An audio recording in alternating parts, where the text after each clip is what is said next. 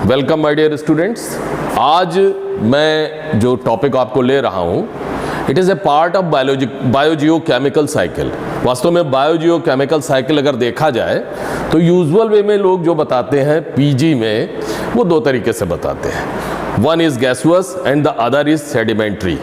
लेकिन मेरा अपना जो मानना है कि तीन तरीके से होते हैं। गैसुअस जो कि गैस के फॉर्म में होता है, नाइट्रोजन, नाइट्रेट और ये सब। सेडिमेंट्री जो कि प्रेसिपिटेट के फॉर्म में होता है, जैसे कि सल्फेट और सारी चीज़ें। एंड द थर्ड वन जिससे पूरी दुनिया चलती है, that cycle biogeochemical cycle is known as hydrological cycle.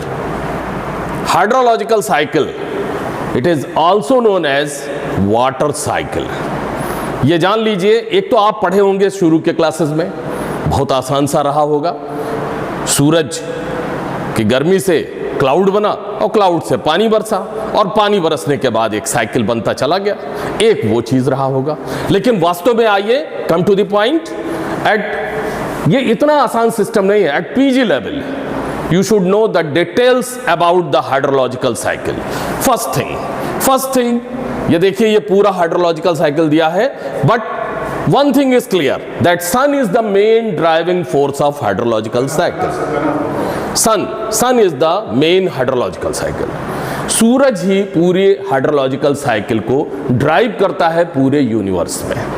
और फर्स्ट ऑफ ऑल ये जब ड्राइव करता है तो जो पानी पृथ्वी पे पहुंचता है that is due to the rainfall से ये पानी पृथ्वी पे पहुंचता है। अब देखिए सोलर एनर्जी, ये देखिए फर्स्ट हाइड्रोलॉजिकल साइकिल जिस एनर्जी से चलता है hydrological cycle that is solar energy. इसका हस्र क्या हुआ, 90% पानी, जो भी पानी गिरता है 90% पानी that convert into marine water, यूं कह लीजिए कि ओशन सरफेस पे चला जाता है, और लैंड सरफेस पे ओनली 10% वाटर ही पाया जाता है, केवल 10% वाटर। और पूरी दुनिया द रिमेनिंग, ये कह लीजिए जो हम लोग अपना जो जीवन चला रहे हैं that is based on 10% water. ठीक, नेक्स्ट। अब देखिए घटनाएं क्या क्या हो रहे हैं हाइड्रोलॉजिकल साइकिल में। सबसे पहले जो घटना होती है वो आप जान लीजिए वाटर साइकिल में इवापोरेशन वो प्रोसेस है कि जिससे वेपर के फॉर्म में पानी ऊपर जाता है और क्लाउड के फॉर्म में कन्वर्ट होता है। ये देखिए water cycle evaporation occurs on sunlight. गर्मी होती है वेपर के फॉर्म में, ये इस तरीके से यहाँ पे इवापोरेट करके जाता है और वाटर वेपर ये क्लाउड में कन्वर्ट हो जाता है। नेक्स्ट, ये इवापोरेशन का ही डिटेल दिया है। देखिए इसमें घटनाएं क्या हो रही हैं, water change into liquid state and gaseous state. Evaporation में एक चीज और क्लियर रही है, नेचर में वाटर दो कैटेगरी का है, water vapour. One is visible water vapour and the other is non visible water vapour. Visible water vapour जिसको हम रेनफॉल के फॉर्म में देख रहे हैं, रेनफॉल होता है, बर्फ के रूप में गिरता है, तरह तरह से जो आपको दिखाई पड़ता है। नॉन विजिबल वाटर वेपर जो इवापोरेशन के दरमियान आता है, जैसे आपने कपड़ा सुखवाया, कपड़ा सुखवाते हैं तो आपको पता नहीं लगता है, लेकिन वेपर वहां से निकल करके वो एटमॉस्फेयर में जाता है। तो इस पूरे प्रोसेस को कहा जाता है इवापोरेशन। नेक्स्ट, इसके बाद इवापोरेशन के बाद एटमॉस्फेयर में जो घटना होती है, पूरा वाटर वेपर कंडेंसेशन के प्रोसेस के तहत कंडेंस के फॉर्म में आता है, that is called as cloud. ये जब कंडेंस हो जाता है तो आप देखे होंगे जब आप छोटे छोटे रहे होंगे बच्चे, या यूजुअल वे में लोग कहते हैं कि देखिए ये बादल यहाँ पे आ गया, that is due to the condensation. ये है condensation is the process by which the water vapour change into vapour, water into water. और ये अलग अलग फॉर्म में हो सकता है। देखिए कहीं बर्फबारी हो सकती है, कहीं रेन के फॉर्म में आ सकता है, कहीं किसी और फॉर्म में भी आ सकता है। नेक्स्ट, अब रेन जब नीचे आता है तो क्या घटनाएं होती हैं। पहले एक चीज क्लियर रहिए कि सनलाइट भी आता है, रेन वाटर भी आता है, और 76% सनलाइट इसी वाटर वेपर के कारण। ये जानिए पूरा एटमॉस्फेयर हमारा वाटर वेपर से ढका हुआ है, जिससे हम सेफ हैं, नहीं तो सूरज की गर्मी से जल जाते। ये 76% वाटर वेपर ज़्यादातर इसमें से चले जाते हैं, केवल 23% आता है धरती पे। और जब आता है तो ये भी अलग अलग बाधाओं से गुजरता है, अलग अलग हिंड्रेंस से गुजरता है, and that hindrance is known as interception. इसमें इंटरसेप्शन जो करता है सबसे पहले वो करता है लीफ, पौधे का लीफ करता है। तमाम इस समय कह लीजिए कि पूरा वेजिटेशन है वो इंटरसेप्ट करता है, और सारी चीज़ें नीचे ये देखिए लीव्स एंड अदर मटेरियल, ये सारी चीज़ें धीरे धीरे कह लीजिए कि कुछ कोलाइडल पार्टिकल्स भी होते हैं, इसके बाद ये इंटरसेप्ट करके नीचे चला आता है। नेक्स्ट अगला, फिर जो घटना होती है वो होती है प्रेसिपिटेशन की। अब देखिए पानी जब धरती पे आ गया तो क्या घटना होती है। 3/4 वाटर पूरी पृथ्वी पे अगर देखा जाए, हम लोग जरूर लैंड पे खड़े हुए हैं, लेकिन पूरी धरा 3/4 is converted into big water reservoir, बहुत बड़े वाटर रिजर्वायर के रूप में कन्वर्ट हो चुका है। एंड 3/4 वाटर रिजर्वायर में मैक्सिमम जो चीज कलेक्ट मतलब होता है रिजर्वायर के फॉर्म में, that is known as ocean. पूरे समुद्र में आप लोग अगर समुद्र के किनारे जब जाइए तो आपको लगेगा कि यहां से दुनिया का कोई अंत ही नहीं है, सब समुद्र ही समुद्र है। That is known as ocean. और मैं बताऊं 97% जो ओशन है, ये कह लीजिए ये किसी पर्पस का पानी नहीं है। आपने वो फ्रेज भी सुना होगा, सारा समुद्र मेरे पास है, एक बूंद पानी मेरी प्यास है। यानी समुद्र तो है बट यूजलेस वाटर, कोई मतलब नहीं है।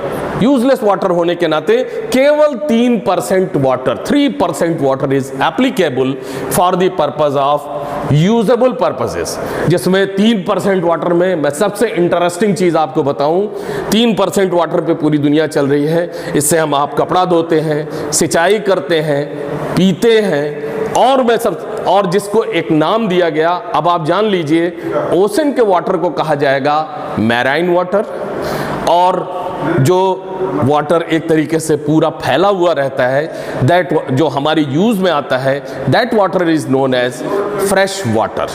फ्रेश वाटर ये जान लीजिए, इसी फ्रेश वाटर से इरिगेशन करते हैं, इसी फ्रेश वाटर से हम कपड़ा धोते हैं, इसी फ्रेश वाटर से अपने जीवन यापन करते हैं। ड्रिंकिंग वाटर तो है। One thing it is also very important, drinking water पूरी दुनिया में सबसे बड़ी क्राइसिस जो इस समय है वो ड्रिंकिंग वाटर की है, पोर्टेबल वाटर। और आप जान करके चौंक जाएंगे, इट इज लेस देन 1%, 1% से कम है, ये जानिए। लेकिन यहां पे नेचर का भी कमाल आप देख लीजिए, क्योंकि जानते हैं दुनिया का सबसे खतरनाक जो एनिमल है, that animal is known as human beings, मनुष्य। इस नाते उसने जो फ्रेश वाटर है उसको मैंने यहाँ पे एक शब्द मैंने लिखा है, fresh water is locked by the nature, कोई बदमाशी ना कर सके। बैक एक minute, fresh water is locked by the nature. Next इस यहाँ आ जाइए, ये हाँ, next what, locked by the nature in the form of glaciers, iceberg and ice cap.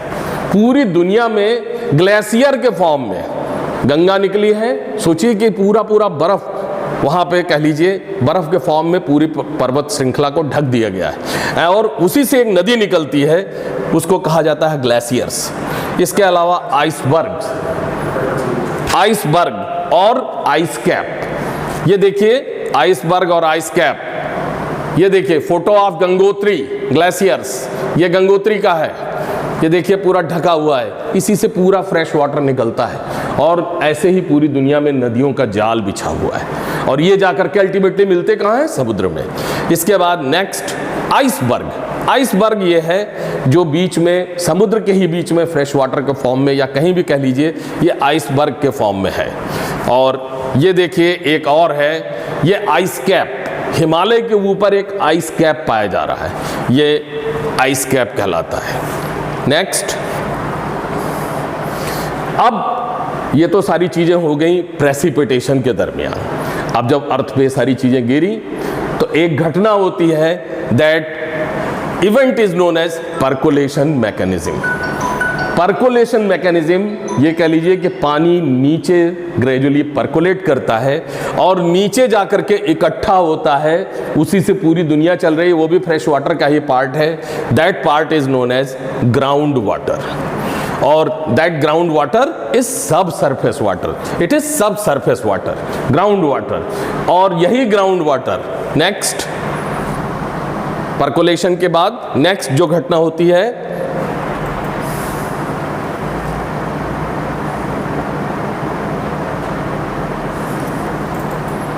Ground water, ये देखिए यहां पे एक जो घटना होती है, नीचे की तरफ एक वाटर टेबल का निर्माण होता है।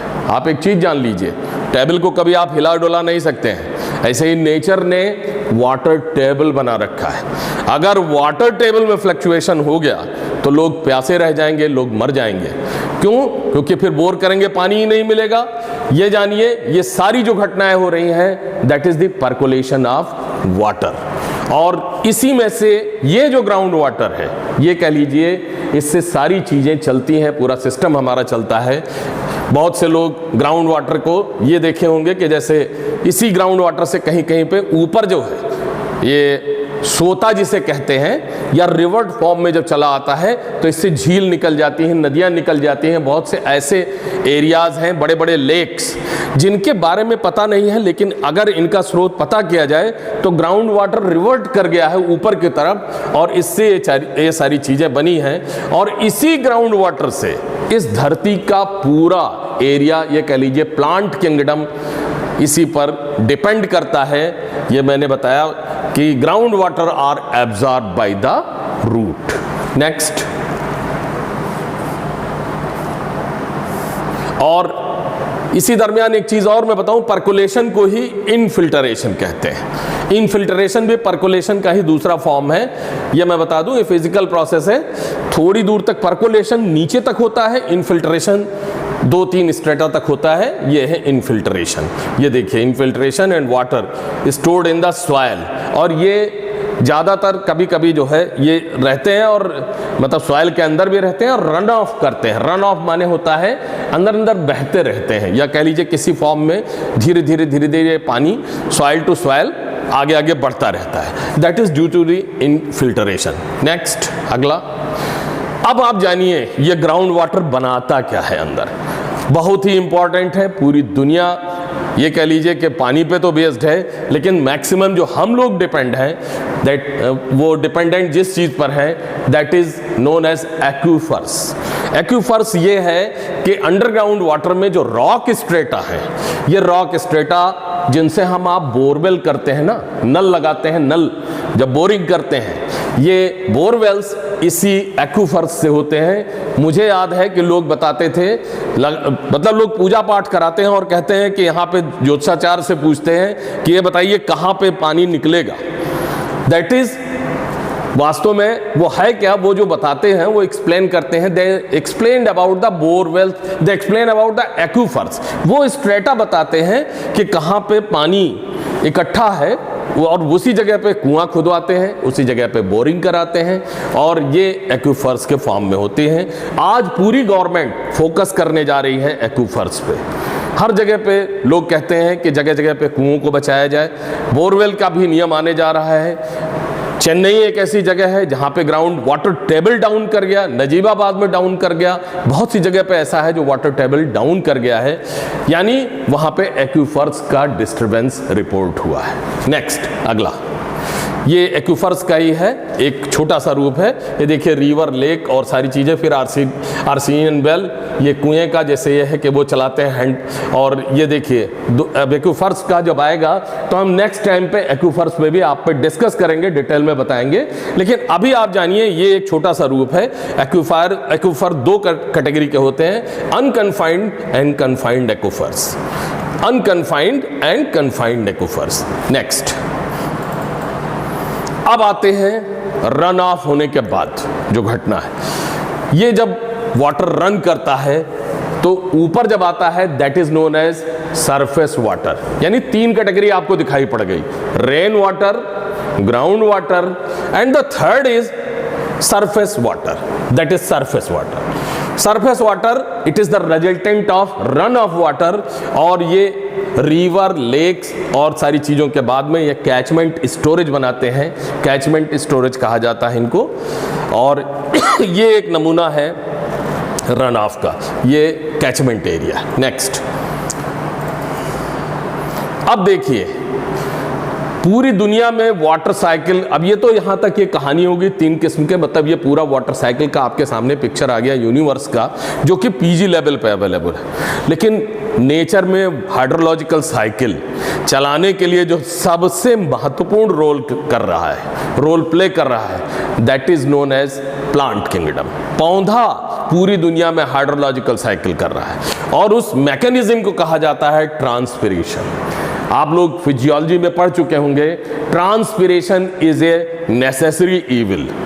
यानी अगर एक आवश्यक दोष है, एक बहुत बड़ा दोष है कि नीचे से पानी अपने आप निकलता रहता है, तो ये ट्रांसपिरेशन पुल का फॉर्म करता है, जिससे अपने आप नेचर में हाइड्रोलॉजिकल साइकिल चल रहा है।